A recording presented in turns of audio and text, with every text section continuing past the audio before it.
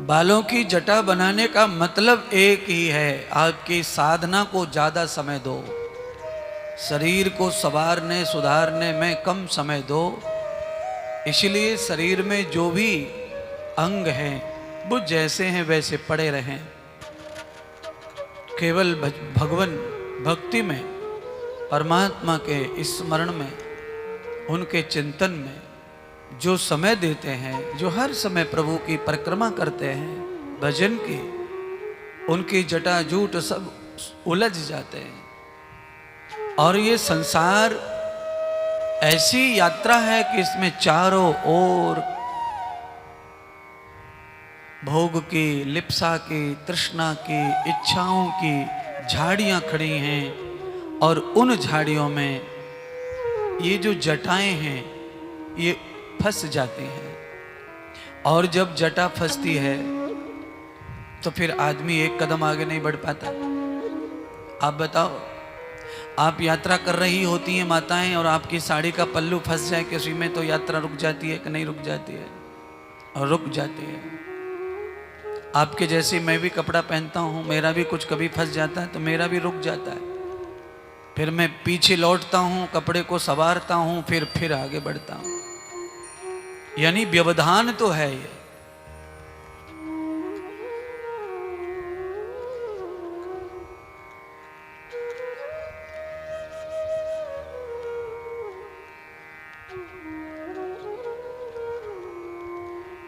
महात्मा हमें ये समझाना चाहते थे, अपनी जटाओं को उलझाकर वो हमें समझाने का प्रयत्न कर रहे हैं, संदेश दे रहे हैं।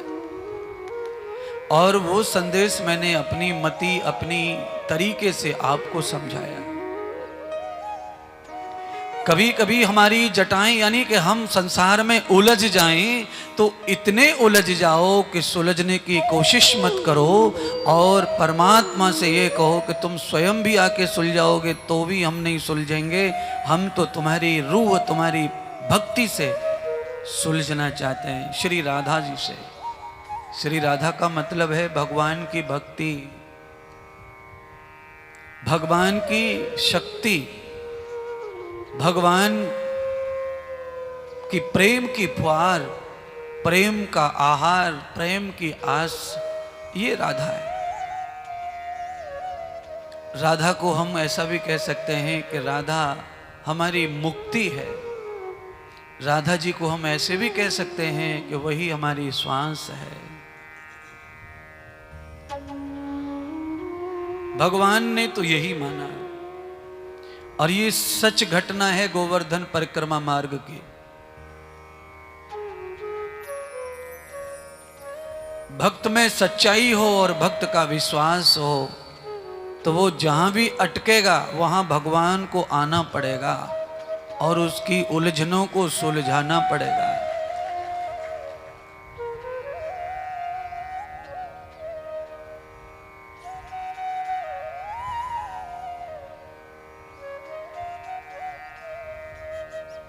उसे पाने के लिए ये दीवानापन चाहिए, ये अदा है भक्त की जो चाहिए। थोड़ा सी भी उलझन हमारे जीवन में आती है तो हम भगवान को भूल करके जो पहले से ही उलझनों में फंसे हैं उनसे मदद मांगने लग जाते हैं। इनको हम अपना कहते हैं। तो जिनको आप अपना मानकर, हितैषी मान करके उलझनों को सुलझाने के लिए आप प्रार्थना करते हैं तो आपकी सुलझन तो है ही नहीं, उलझन उलझन बढ़ती चली जाती है। आप जिसको भी कहेंगे कि भाई हमारा ये मुश्किल है, इसे सुधार दो, तो शायद वो सुधार दे, पर वो सुधारने वाला कम से कम 100 जगह कहेगा कि मैंने इसका ये किया, मैंने इसका ये किया, ऐसा हो गया था इसका, वो तो अच्छा करो कि मैं आ गया इसीलिए बचा लिया, नहीं तो ये तो गया होता। ऐसा फिर वो जिंदगी भर कहता रहेगा।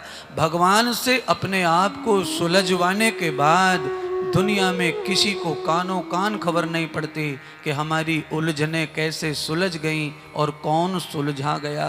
वो गुप्त रखते हैं परमात्मा।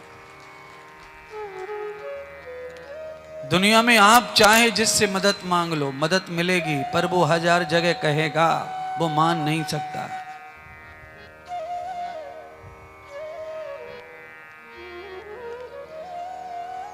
और ये तो आपके जीवन में रोज होता है, दिन भर आप करवाते हैं, रोज आप सुनते भी इन बातों को।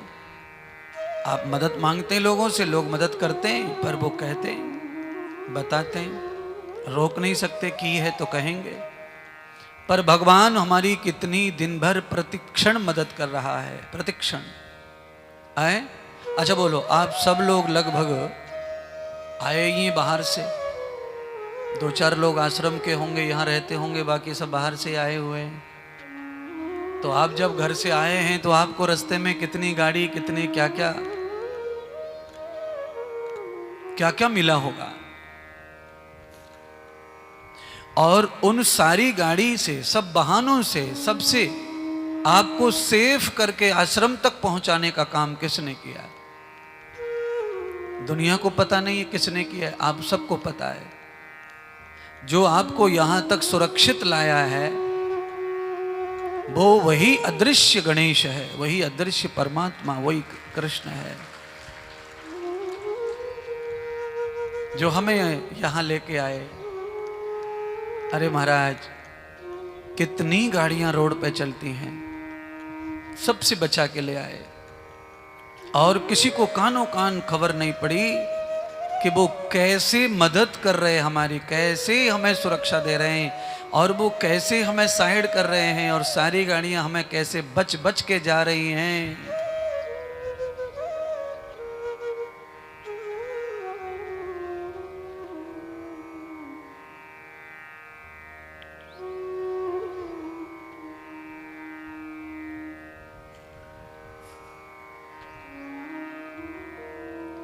इसलिए मेरी जो अपनी निजी सोच है आपके प्रति या मेरे खुद के प्रति, वो ये है कि हमको चाहिए कि हमें परमात्मा को ही सर्वहितैषी मानकर पूजना चाहिए। सर्वहितैषी, और परमात्मा ही ऐसे हैं जो सर्वहितैषी, हमें सब प्रकार से हमारा हित चाहते हैं। चाहे वो हमें दुखी करें चाहे सुखी करें, पर हमारा हित होगा उसमें। जैसे माँ बच्चे को थप्पड़ मार देती है, या टीचर बच्चे को थप्पड़ मार देता है, तो न टीचर का और न माँ का दिल और दिमाग बच्चे के प्रति, विद्यार्थी के प्रति, उनके मन में कोई ईर्ष्या नहीं है, कोई घृणा नहीं है। पर बच्चे का, विद्यार्थी का जीवन अच्छा बने, उसके लिए वो दंड देने में, थप्पड़ मारने में नहीं चूकते, और उससे बच्चे का ये भला हो जाता है कि कल वो उद्दंड नहीं बनता। भगवान भी बिल्कुल वैसे ही कभी कभी हमें सजा देते रहते हैं, कभी कभी बहुत संघर्ष में डाल देते हैं, कभी कभी बड़ी परीक्षा लेते हैं, कभी कभी तो संकट इतना दे देते हैं कि कहीं दिशा दिखाई नहीं पड़ती, सब दिशाएं रुक जाती हैं और मौत नजर आती है। ऐसे संकट में डाल के क्या भला करना चाहते हैं? पर बंधुओं, भला तो तभी होगा, भगवान की मार को जो सहन कर गया वो भगवान का बन जाता है।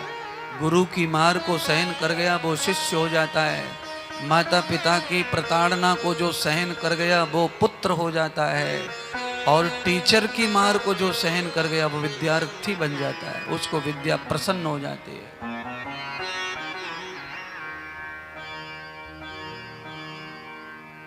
तो क्या करना चाहिए गुरुदेव, अब आप बताओ। करना ये चाहिए कि सुख आए तो हंस लेना,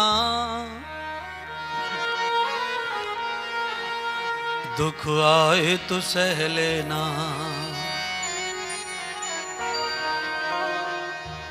ये जरूरी है। सुख आए तो हंस लेना, दुख आए तो सह लेना।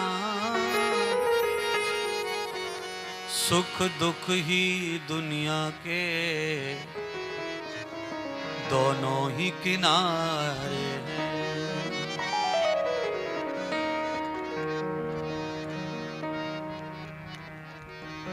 सदैव नहीं रहते ये, इसीलिए सुख और दुख कैसे बताए हैं ज्ञानियों ने। सुख दुख बताए हैं बादल की छाया की तरह। अच्छा आज देखो, अभी 1:30 बजने के बाद आप सुबह से उठे हैं, तब से अभी तक आपने कितने नज़ारे देखे हैं बादलों के। आज 10 बजे तक ऐसा लग रहा था कि आज धूप निकलेगी ही नहीं। कैसे निकल आई फिर, और कितनी मिनट में कितने सेकंड में धूप फिर से गायब हो जाएगी, ये हम किसी को नहीं पता है।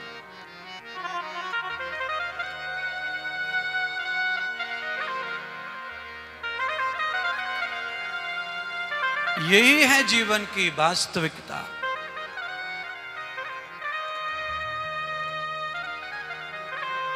सुख दुख ही दुनिया को आकर के बनाते हैं। सुख भी मुझे प्यारे हैं, दुख भी मुझे प्यारे हैं। सुख भी मुझे प्यारे हैं, दुख भी मुझे प्यारे हैं। सुख भी मुझे प्यारे हैं, दुख भी मुझे प्यारे हैं। छोड़ू मैं किसे भगवान, दोनों ही तुम्हारे हैं। छोड़ू मैं किसे भगवान, दोनों ही तुम्हारे हैं। सुख भी मुझे प्यारे हैं, दुख भी मुझे प्यारे हैं। सुख भी मुझे प्यारे हैं, दुख भी मुझे प्यारे हैं।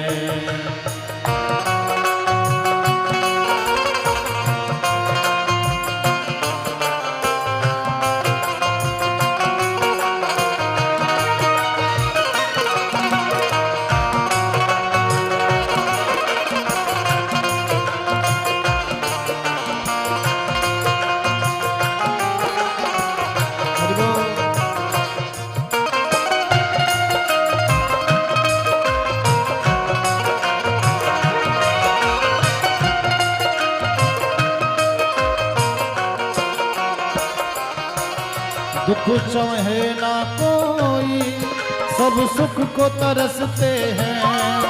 दुख चाहे ना कोई, सब सुख को तरसते हैं। वो दुख चाहे ना कोई, सब सुख को तरसते हैं। अरे महात्माओं का दर्शन कराओ भाई, मेरे को अभी नजर पड़ी महात्माओं पर।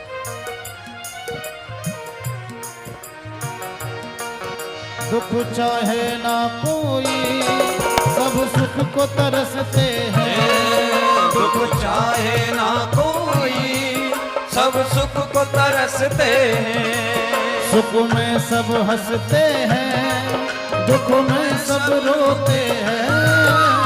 में सब हंसते हैं, दुख में सब रोते हैं। दुख में सब रोते हैं। सुख मिले तो उन सबको, सुख मिले तो उन सबको जो तुम्हारे प्यारे हैं। सुख भी मुझे प्यारे हैं, दुख भी मुझे प्यारे हैं। सुख भी मुझे प्यारे हैं, दुख भी मुझे प्यारे हैं। छोड़ू मैं किसे भगवान, दोनों ही तुम्हारे हैं। छोड़ू मैं किसे भगवान, दोनों ही तुम्हारे हैं। सुख भी मुझे प्यारे हैं, दुख भी मुझे प्यारे हैं। सुख भी मुझे प्यारे हैं, दुख भी मुझे प्यारे हैं।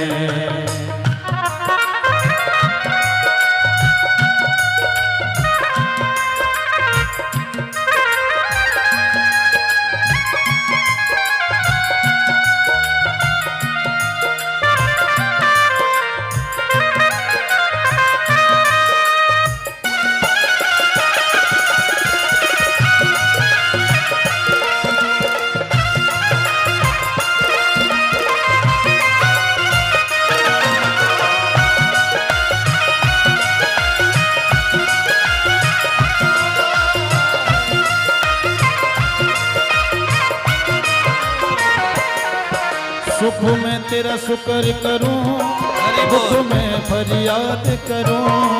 सुख में तेरा शुक्र करूं, दुख में फरियाद करूं। सुख में तेरा शुक्र करूं, दुख में फरियाद करूं। सुख में तेरा शुक्र करूं, दुख में फरियाद करूं। कन्हैया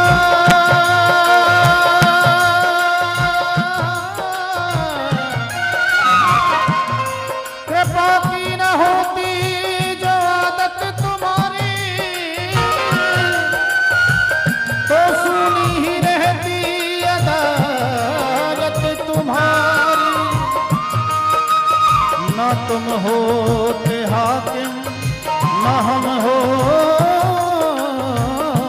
मुजरिम। न तुम होते हाकिम, न हम होते मुजरिम।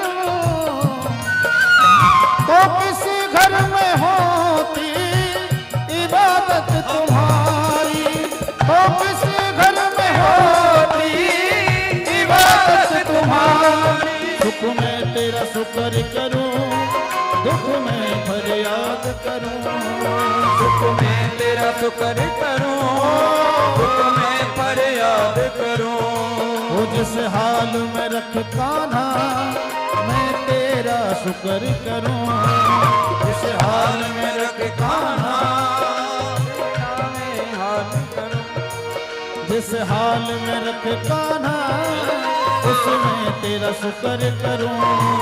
जिस हाल में रख कान्हा, उसमें तेरा शुक्र करूं। तेरी याद में ही मैंने, तेरी याद में ही मैंने गीतों को संवारे हैं। सुख भी मुझे प्यारे हैं, दुख भी मुझे प्यारे हैं। सुख भी मुझे प्यारे हैं, सुख भी मुझे प्यारे हैं। सुख भी मुझे प्यारे हैं, दुख भी मुझे प्यारे हैं। सुख भी मुझे प्यारे हैं, दुख भी मुझे प्यारे हैं। दुख आए तो सह लेना, सुख आए तो हंस लेना। ये अच्छी परंपरा है, शास्त्रीय परंपरा है। दुख को सहना ये तपस्या ही है, साधना है।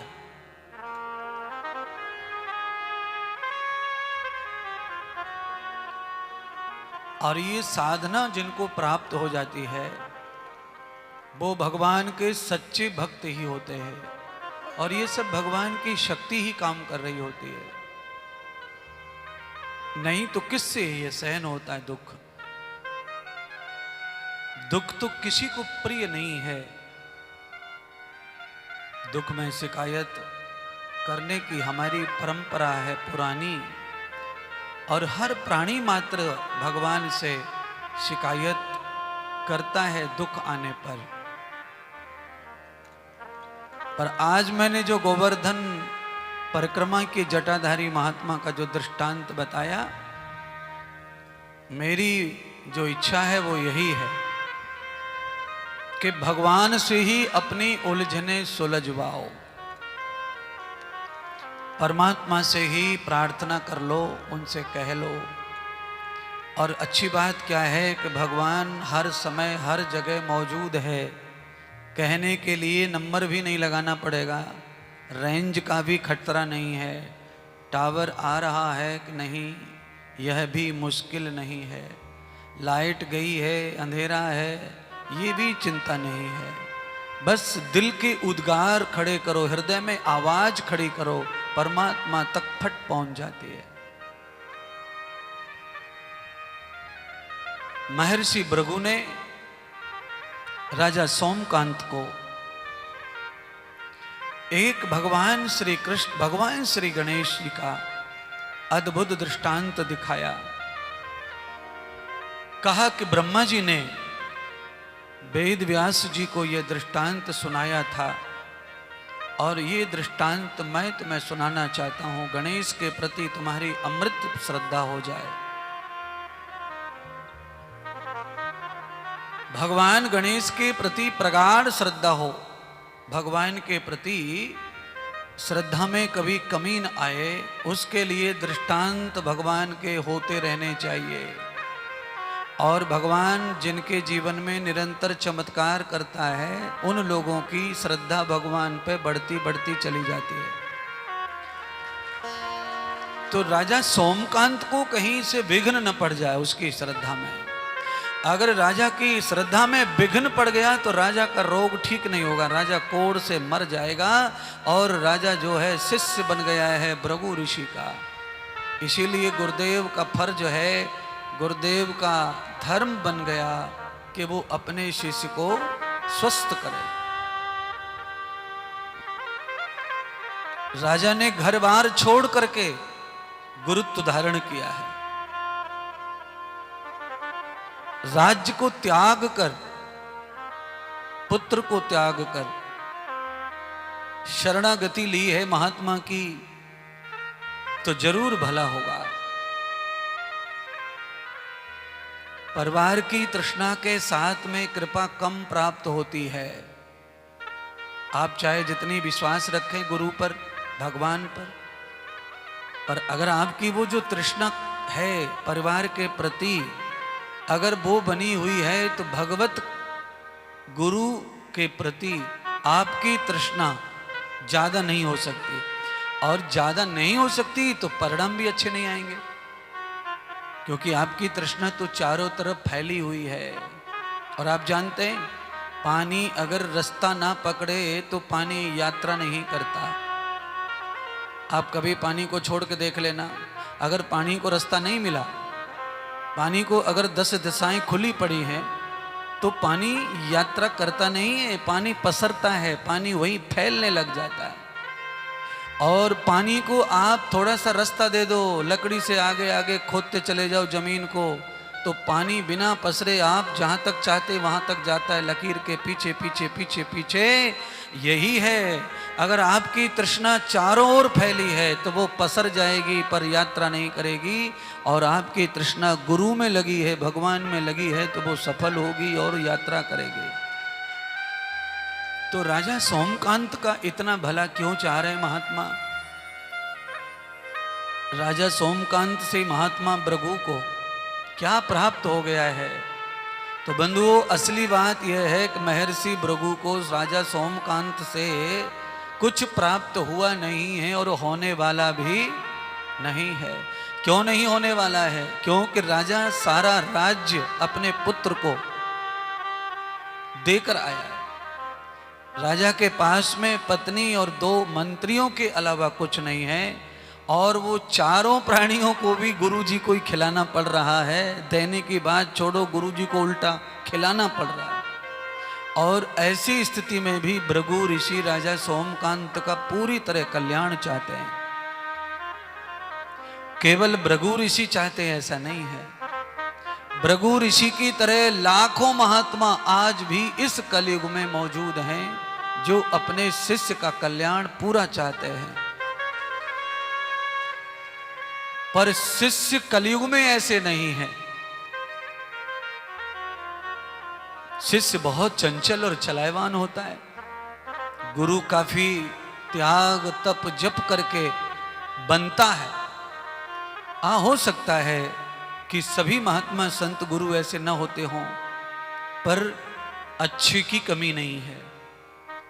अपने शिष्य का कल्याण करने वाले जो हैं उनकी कोई कमी नहीं है। बहुत सारे महात्मा ऐसे, कई पिता ऐसे हैं जो दारू पीते हैं, पर वो कभी नहीं चाहते कि उनका बेटा दारू पिए। कई पिता ऐसे हैं जो और भी गंदे काम करते हैं, पर वो कभी नहीं चाहेंगे कि उनका बेटा ये करे। तो इसका सीधा अर्थ है कि कोई महात्मा चाहे अच्छा नहीं है, पर वो अपने शिष्य का कभी बुरा चाहेगा नहीं। पिता अच्छा नहीं है, मां अच्छी नहीं है, पर वो औलाद का अहित नहीं कर सकते।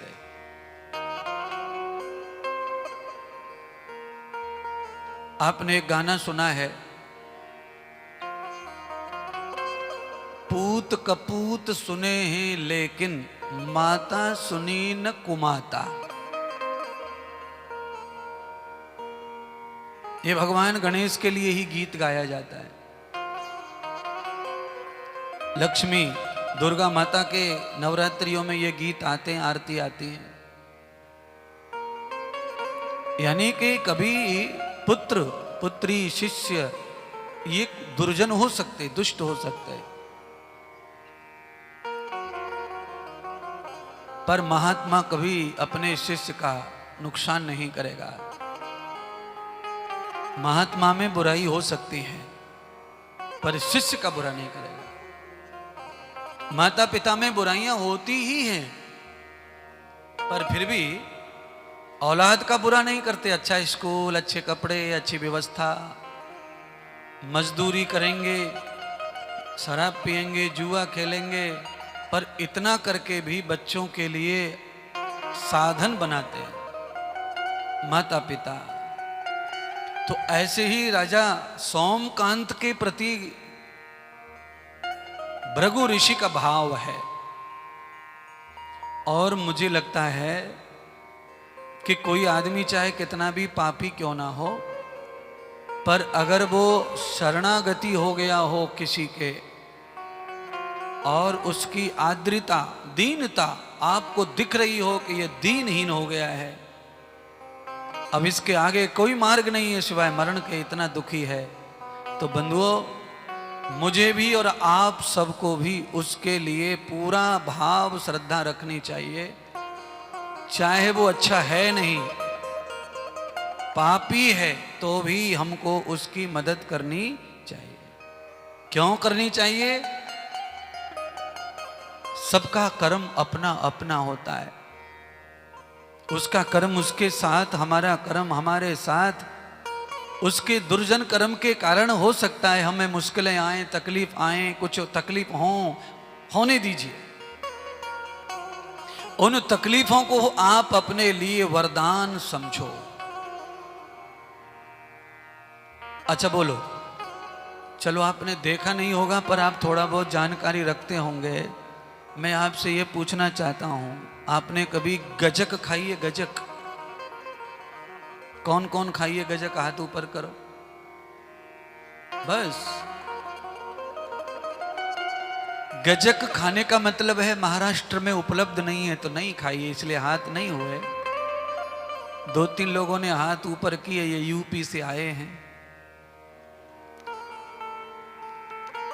जहां ज्यादा ठंडी पड़ती है उधर गजक बनती है। गजक आपने देखी है, सबने खाई भी होंगी थोड़ी बहुत। गजक की जगह पर महाराष्ट्र में चिक्की बनती है। चिक्की।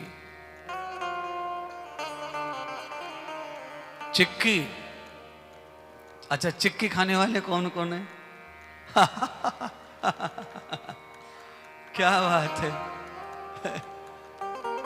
जय महाराष्ट्र, जय हो चिक्की। चिक्की जो है ना वो भी गजक का ही छोटा बहन भाई, ऐसा समझो। पर चिक्की में और गजक में फर्क है। गजक जो है कुटने से बनती है, उसे कुटाई होती है उसकी। और चिक्की जो है बड़ी सरलता से बन जाती है, उसकी कुटाई पिटाई नहीं होती है।